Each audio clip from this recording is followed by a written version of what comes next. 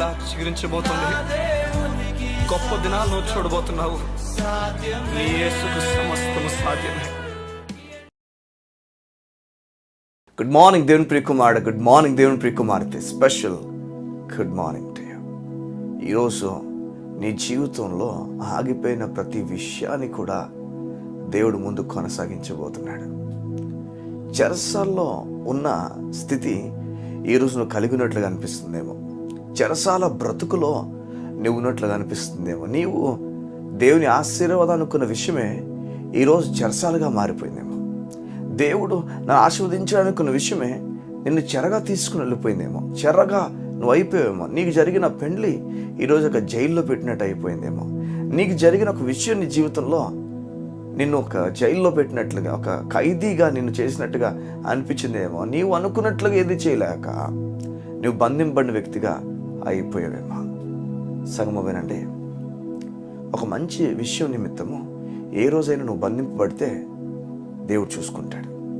Bible చెప్తున్న ఒకానొక మాట ఏదంటే, చెడు చేస్తే ఆ వ్యక్తికి చెడు జరుగుతున్నప్పుడు, అవును చెడు చేసినప్పుడు చెడు జరుగుతుంది కదా, ఓకే, కానీ ఒక వ్యక్తి మంచి చేసినప్పటికీ తనకు చెడు జరిగితే అది దేవునికి హితం అవుతుంది. దేవుడు దాన్ని బట్టి సంతోషపడుతున్నాడు. ఎందుకని సంతోషపడుతున్నాడు అంటే, యేసు వలే ఈ భూమి మీద నువ్వు కూడా మారినందుకు. మనం అనాలట, ప్రతిసారి మన జీవితంలో ఒక చెడు జరుగుతున్నప్పుడు, మనం మంచి చేసినా చెడే మన జీవితం జరుగుతున్నప్పుడు మనం ఈ విధంగా చెప్పాలట, అయ్యా నీకు కూడా ఈ విధంగా జరిగింది కదా, నువ్వు ఎలా స్పందించావు, నేను కూడా అలాగే స్పందించడానికి ఇష్టపడుతున్నాను.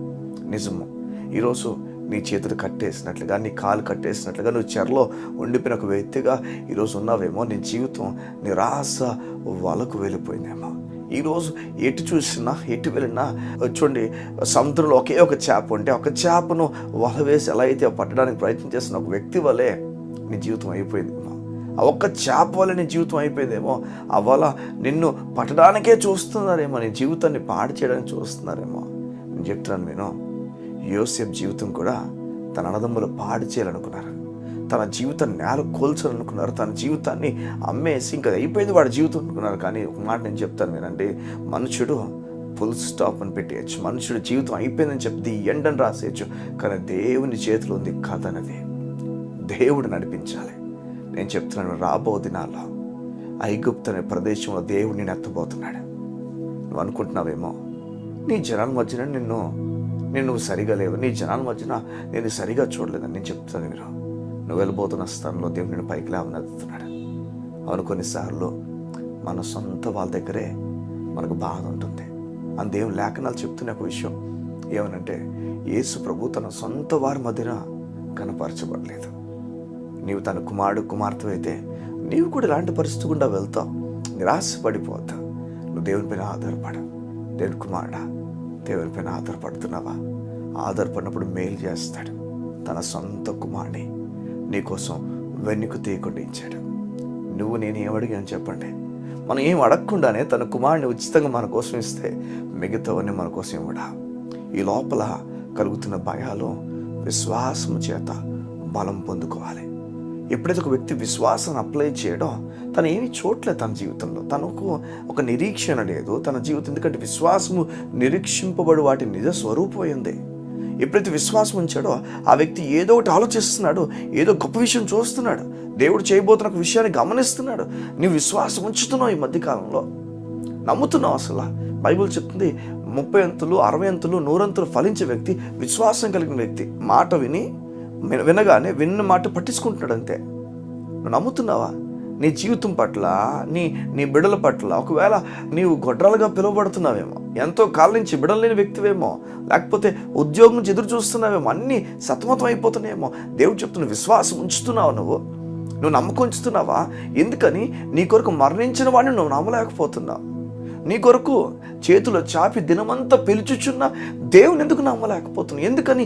ఈ లోకపు వ్యక్తులు నమ్ముతున్నావు, నువ్వు ఈ లోకపు డాక్టర్స్ నమ్ముతున్నావు, ఈ లోకపు విషయాలు నమ్ముతున్నావు, ఈ లోకపు వ్యక్తులు చెప్తున్న విషయాలు నీకు గొప్పవైపోయి. ఎందుకని దేవుని మాట నీకు గొప్ప అవ్వలేదు చెప్పండి? కారణం చెప్పండి.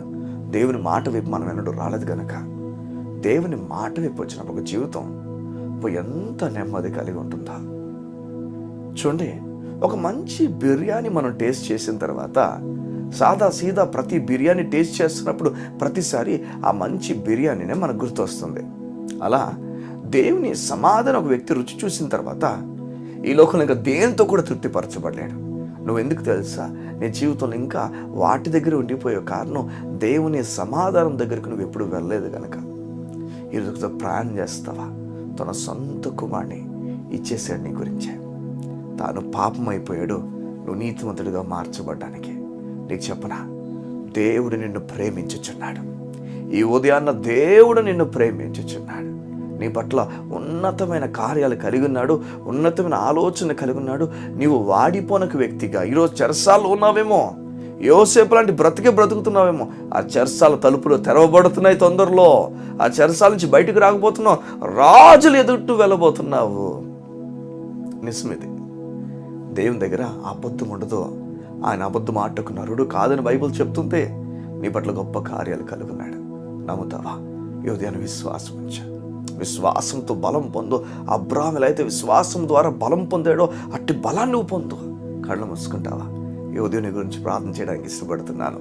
మా ప్రియ పరలోకపు తండ్రి, నీ బిడ్డలు సోలిపోకుండా, కూలిపోకుండా నెమ్మది కలిగిన బ్రతుకులను వారికి ఇమ్మని అడుగుతున్నాను. వారు ఏ విషయాలైతే దిగులు పడిపోయి, వారు ఏ విషయాలైతే బెంగపడిపోయి, వారు ఏ విషయాలైతే ముందుకు అడుగు వేయలేక వారిని తక్కువగా చూసుకుంటున్న సందర్భాలు ఉన్నాయో అవన్నిట్లో కూడా నీ వారి కొరకు క్రయధనముగా మరణించిన వాడా నీకు వదనాలు. ఈ లోకము ఒక వ్యక్తిని చాలా తక్కువగా చూడొచ్చు. వీడు వేస్ట్, వీడు పనికిరాడని ఎన్నో మాటలు చెప్పొచ్చు. కానీ నీవు ఒక వ్యక్తిని అనలేనంత వరకు కూడా, వానిపైన నువ్వు ముద్ర వేయలేనంత వరకు కూడా ఈ లోకం ఎన్ని మాటలు అన్నా అవి పనికిరావని యోసేపును పైకెత్తగల దేవా, నీ ప్రజల్ని ఈ ఉదయాన్ని పైకెత్తమని కోరుతున్నాను. వారు దేని కొరకు ఎదురు చూస్తున్నారో, ఏ విషయాల కొరకు వారు ఆశపడి ఉన్నారో వాటన్నిటినీ జరిగించి నామను మయంపరుచుకోమని అడుగుతూ యేసు పరిశుద్ధ నామమున ప్రార్థించుచున్నాము తండ్రి. ఆమేన్, ఆమేన్, ఆమేన్. దేవుని కార్యాలు నమ్మ, దేవుని విషయాలు నమ్మ. దేవుడు గొప్ప కార్యాలతో నిన్ను నడిపించబోతున్నాడు. God bless you. See you tomorrow.